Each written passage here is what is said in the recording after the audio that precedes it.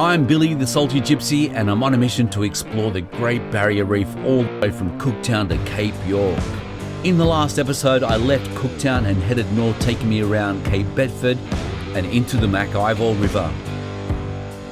I was in search of barramundi. I had a couple of big hits. That was a big barra. And caught a couple of fish, but unfortunately, no barramundi. After staying the night, I then headed out to Low Wooded Island, where I've been for the last week. I've been diving this spot right here, and there's a cave right at the bottom with some really big fish there. I saw a massive Queensland grouper, which is about 2.5 meters long. You can't shoot those fish, and even if I could, way too powerful for anything that I can throw at it. But that cave can also be a home for lots of other big fish, and that's where I'm going to go now, down into that cave and see if I can grab one of those fish.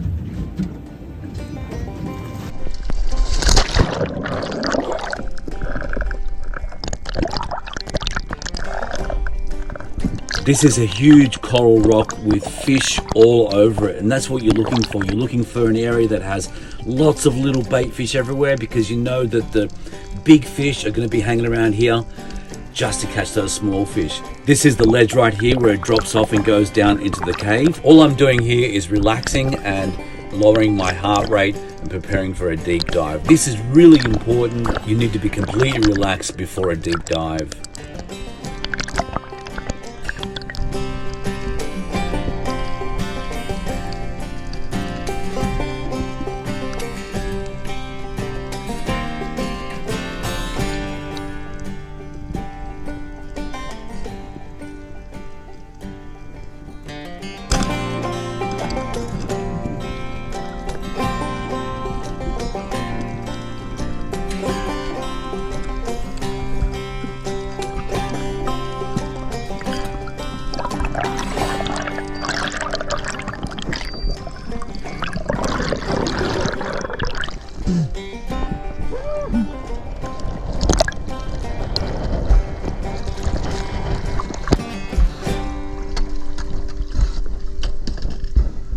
I know, I catch a lot of these.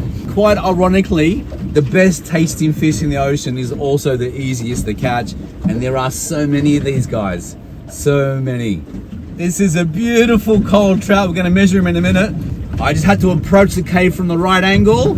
I kept going in there until I saw what I was looking for, and there was a trout looking straight at me. There it is. Beautiful coral trout. Sometimes these fish are really easy to catch. As they get older, they'll get much more cleverer. They'll go hide out in caves where the predators can't get them, predator like me. And unless you know how to approach the cave, and no one will tell you, all these Spiros that you see on YouTube, no one tells you how to actually do it. It's something that you have to learn, but I'm gonna tell you how to do it.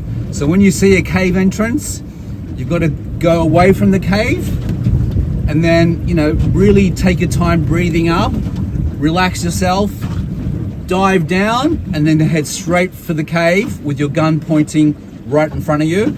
As soon as you see a silhouette that you recognize, like a coral trout, I know these fish inside out now, aim for the head and pull the trigger. Get back to the surface, do your recovery breaths, and pull the fish up. But yeah, what a beautiful coral trout. Yeah, let's measure him and see what he comes in at. He comes in at just under 54 centimeters. But yeah, that's a really good fish as far as I'm concerned. Big tail, nice and fat in there. Beautiful.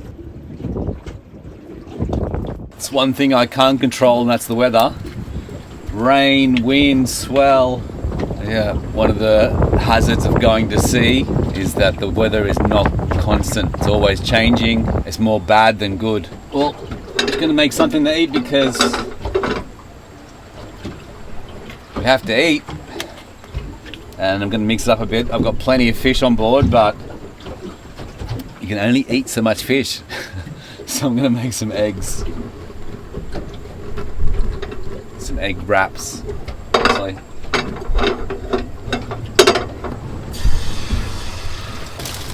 These wraps, I don't know if you've seen these wraps in the store. They are so tasty. 20 grams of protein. Really good. This is how you cook eggs, everyone. Yep, they're done. You guys just seem to make a lot of wraps, and that's because wraps are really easy. There's no messing about. Lettuce, tomato, and whatever else you're making. In this case, it's eggs. So the rain's gone. Yeah, this boat's definitely not made for rain. I haven't factored that into my calculations because it's not supposed to be raining. There we go, egg salad wrap. So easy. No messing about. There we go. Beautiful.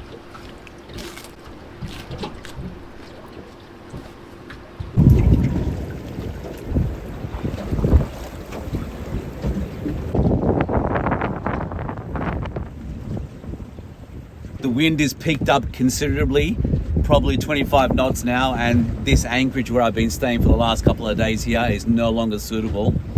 I'm going to pull up anchor and then go to the beach and see whether or not I can put the boat near the beach. Anchor is up. Let's go and see what this beach looks like.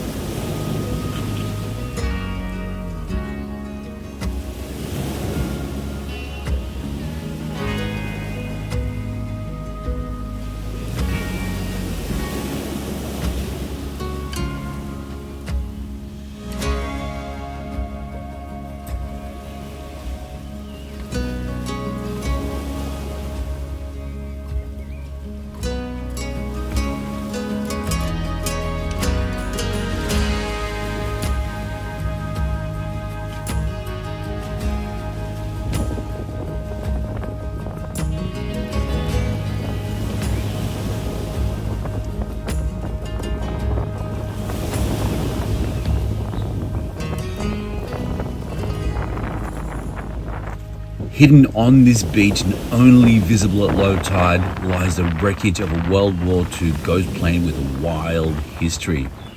Officially, this aircraft never existed. It started life as an A-20 bomber named Little Helion, and the US Army wrote it off after it crash landed on the runway. It then sat in the aircraft scrapyard until some creative servicemen secretly rebuilt the plane using scrap parts. Off the military record, they renamed her Steak and Eggs because they used the aircraft to fly informal fat cat supply runs, smuggling fresh steak, eggs and liquor into Port Moresby from Australia. But on June 11, 1944, their luck ran out. Departing Port Moresby for Darwin, the plane hit a blinding storm. Blind and running out of fuel, the crew didn't realise they were actually 1,500 kilometres off course, nearing Cooktown in Queensland. With empty tanks, the pilot dropped low to find land. He couldn't see a thing, so he ditched into the ocean. Miraculously, the plane skidded out of the water, coming to halt right on the sand. The captain was severely injured, his collarbone broken and protruding, his leg deeply cut, and his body in deep shock. The crew dragged him above the high tide, creating a makeshift shelter out of the parachute. And for the next 4 days, they survived entirely on coconut milk and meat. On the fourth day, a ship appeared on the horizon. The crew ran down to the beach and fired their flare gun into the sky, and that's when the passing ship spotted the distress signal and changed course.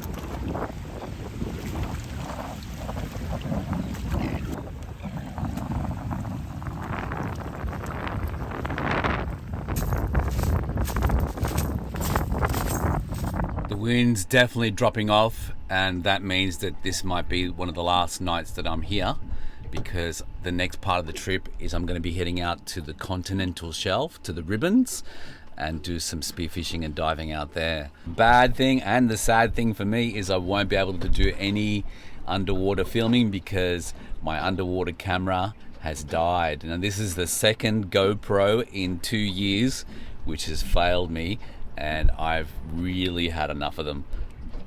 I supported this brand for a long time, and they are supposed to be waterproof, but they are not. The one before this one was a GoPro 10, which I took a dive to less than 5 meters, and that got water in that camera and completely stuffed it. They're supposed to be waterproof, but in my experience, they're not. Now, this one here, I was diving with a case, and I went to about 10 meters. The case seal failed, and then water got into the case and then into the camera, which is a bummer. There are other cameras on the markets that don't require a case, and they go to 20 meters, which is absurd once you think about this has been on the market for so long, and then a new camera comes on the market and they can go to 20 meters without a case. GoPro have now released a whole bunch of new cameras, but I've spent so much money with this company, not just the last 2 cameras, but before that as well. Their product has just failed me and failed me and failed me. So GoPro, if you see this, I'm not buying your product anymore. Absolute garbage. All right, guys, I'm going to jump in the water here and get us a fish. The water is a lot clearer, and I wish I could take you guys with me, but I can't because no camera. All right, I'm going to kit up, jump in the water, and hopefully I come back with a fishy. Apparently no one likes this fish. This is the shark mackerel. I thought it was a Spanish mackerel in the water because it swam past, and I just shot it. Bringing it back up, it was green in color, as you can see, not the blue, silvery Spanish mackerel color, but still looks the same. It's supposed to smell like ammonia. Smells all right to me. Let's measure him and see what he comes in at.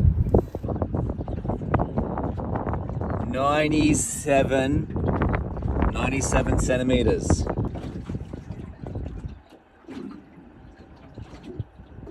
Also got 3 coral trout. This is the smallest one. This one is 39 centimeters. And you can see the others are slightly bigger, but yeah, heaps of coral trout down there. 39, 41, and 47.